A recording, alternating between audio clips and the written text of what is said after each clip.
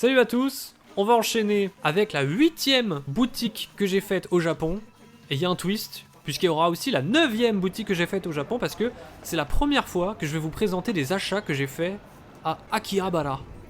Donc pas dans les book-off, j'ai fait des infidélités au book-off. Et ben faut savoir que, je vous ai montré plein d'achats dans ces boutiques d'occasion que je chéris tant, mais régulièrement je retournais à Akihabara parce que ça reste quand même un super coin très touristique, où il y a énormément d'objets geeks en tout genre, pour les fans de manga, de figurines et de jeux rétro. Mais il y a beaucoup plus de choix, hein, mais forcément tout est beaucoup plus cher. Et donc je faisais pas en priorité mes achats là-bas, je préférais faire un maximum de book-off. Je vous l'ai déjà dit 40 fois, hein, mais globalement, c'est bien d'être dans la répétition pour que le message passe, mais si vous allez au Japon, faut d'abord faire les boutiques d'occasion, comme les book-off, les trucs pas spécialisés. T'as plus de chances de choper par hasard des trucs, et à la fin, dans ta liste de jeux qui te restaient à acheter du Japon, et bah tu complètes en allant à Akihabara. C'est ce que j'ai fait. J'ai fait 2 boutiques où j'ai pas acheté grand chose parce qu'encore une fois, les prix sont bien plus élevés, mais si je les ai achetés, c'est précisément parce que je ne les ai pas trouvés ailleurs. Typiquement, à Akihabara, un Super Game Boy 2. C'est beau ça quand même, non? Qu'est-ce que c'est que le Super Game Boy 2? Bah c'est un Super Game Boy qui se planche sur la Super Nintendo pour lire les jeux Game Boy. Mais là, c'est le 2, et il est sorti qu'au Japon le 2, c'est pour ça que je voulais me le prendre. Enfin, à la base, je voulais pas me le prendre, mais au Japon, parfois, tu te rappelles de certaines curiosités, tu les vois comme ça dans les rayons, et t'es « Oh putain, c'est vrai, ce truc existe. Ouais, c'est pas si cher. Bon allez, je me le prends. » Super Game Boy 2, ça m'avait coûté 4000 yens. Ouais, ça fait genre 26 €. Bon, c'est pas donné, hein, surtout qu'un Super Game Boy 1, c'est bien moins cher que ça. Mais lui, il lit les cartouches Game Boy Advance. Non, pas du tout. Un Super Game Boy 2, c'est comme le Super Game Boy 1, sauf qu'il est transparent. Et j'ai cru comprendre quand même que il y avait un bug sur le Super Game Boy 1 qui faisait tourner les jeux pas à la bonne vitesse. Alors c'est quasiment imperceptible, hein, mais si tu fais du speedrun, là vraiment tu vois la diff. Je ne fais pas de speedrun, mais éventuellement si je vais en faire un jour. Et surtout, donc ouais là c'est enfin calé sur la bonne vitesse de la vraie Game Boy.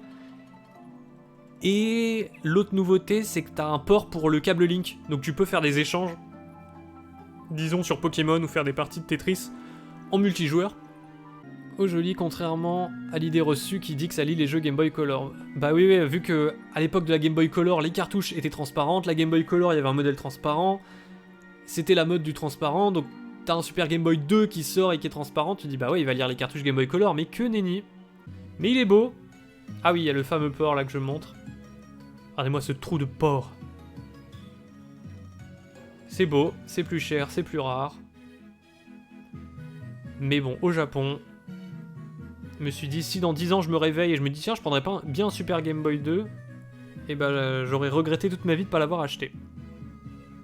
Parce que je pense que si... J'ai pas regardé les prix, hein, mais... Peut-être qu'il y a des gens qui peuvent fact-checker dans le chat. C'est dur à dire, cette phrase. Combien ça vaut un Super Game Boy 2, là, sur eBay, si t'en prends un? Exist Archive. C'est un jeu qui, je crois, n'est jamais sorti en physique chez nous. Il est sorti sûrement en démat. C'est une sorte de Metroidvania, mais quand tu rencontres un ennemi, ça se transforme en jeu tour par tour. Les décors sont pas mal. Je l'ai vu, j'étais ah tiens, bah l'édition physique. Il est pas en physique chez nous, on va le tester. J'ai testé, ça m'a pas plu. Je trouvais ça trop lent.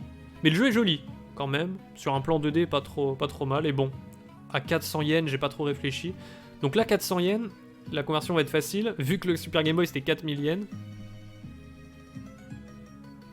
Donc c'est juste 10 fois moins. Donc c'était 2,60 € contre les 26 du Super Game Boy. Mais donc ouais, là j'ai surtout pris des jeux Vita. Je cherchais... Il y a beaucoup de jeux Vita hein, dans les book-off. Mais lui, je l'avais pas trouvé dans les book-off. Ah, et là vous pouvez déjà entreapercevoir un jeu que je n'ai pas trouvé non plus dans les book-off. Un jeu pour adorateurs des belles choses. Dead or Alive Extreme 3 Venus. Qui est un jeu qui n'est pas sorti en Europe. Je crois qu'il est sorti qu'au Japon. Que en Asie. Il est sorti à la base sur PS4 et Vita. Et plus tard sur la Switch. Et donc je trouvais ça cool d'avoir ce jeu-là sur Vita. En plus, c'est le genre de jeu pour pervers qui code bien, donc je me suis dit, allez, ça peut être une affaire de le prendre. Peut-être que, en plus de me rincer les yeux, dans 20 ans, je pourrais m'acheter une maison en le revendant à d'autres pervers. Donc là, je l'avais pris pour 3300 yens. Donc c'était un peu cher, hein. Dans les book-off, j'achetais pas des trucs à ce prix-là. Là, forcément, je vous ai dit, les prix étaient plus chers. Donc 22 €. Mais bon, allez voir ce que vaut Dead or Alive Extreme 3 sur eBay. Alors, à moins que je me fourvoie, jamais de la vie vous trouvez ce jeu à 22 €. Alors, des précisions d'Ace Bunny sur la Game Boy, c'est pas un bug, c'est la fréquence du processeur qui est un chouïa trop rapide. Ah ouais, donc le Super Game Boy 1 était trop rapide. Pour les hommes de culture, tout à fait. Malheureusement, je crois que la version Asie est en anglais, et la version japonaise est en japonais. Donc j'ai pas pu comprendre tous les dialogues. Mais au vu des graphismes, je pense que vous avez compris que le scénario, on sent Balek. Et en vrai, avec ton téléphone, tu peux traduire ce qu'il y a de texte pour quand même avancer dans les menus.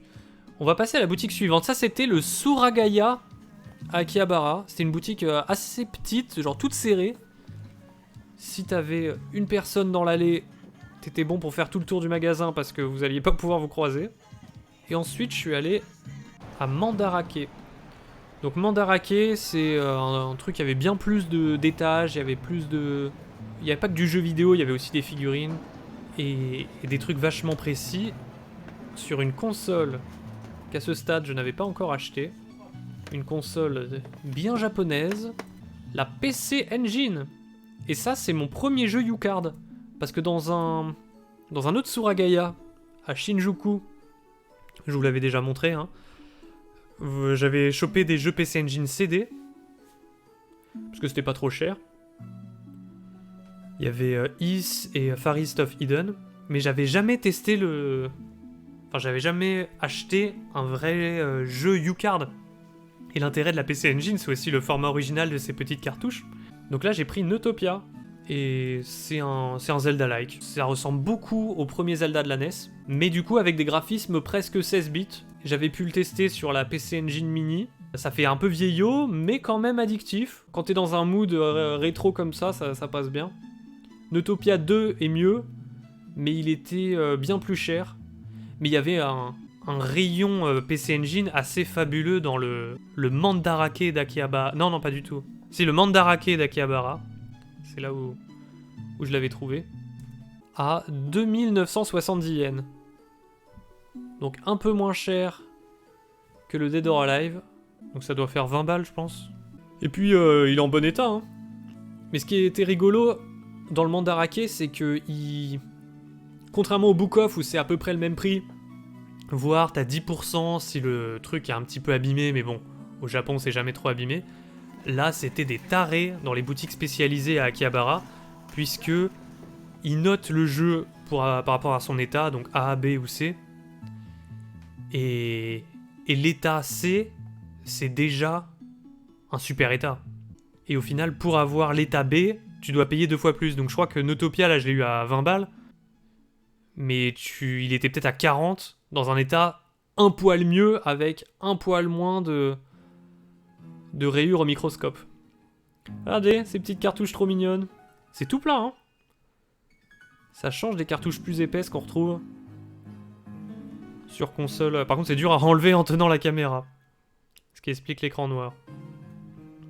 Et là, il y avait même en plus un autre film de protection par-dessus. Vous voyez que c'est numéroté, il y a écrit volume 23.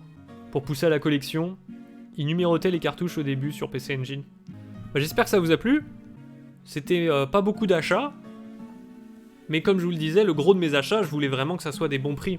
Là, vous avez vu, à part Exist Archive que j'ai eu à 2-3 euros, j'ai à chaque fois mis dans les 3000 yens, donc à chaque fois une vingtaine d'euros. Ce qui est pas énorme, hein, tu te dis 20 € le jeu. Pour du rétro ou des trucs comme ça assez prestigieux, c'est pas mal, hein. On rappelle Dead or Alive 3, Extreme 3, le Super Game Boy, Notopia. Mais au Japon, t'es pas là pour payer des jeux à 20 balles. T'es là pour les payer à 2 €. Donc c'est la raison pour laquelle, après cette boutique-là, j'ai couru vers les book-off suivants. Mais ça, je vous le montrerai une autre fois.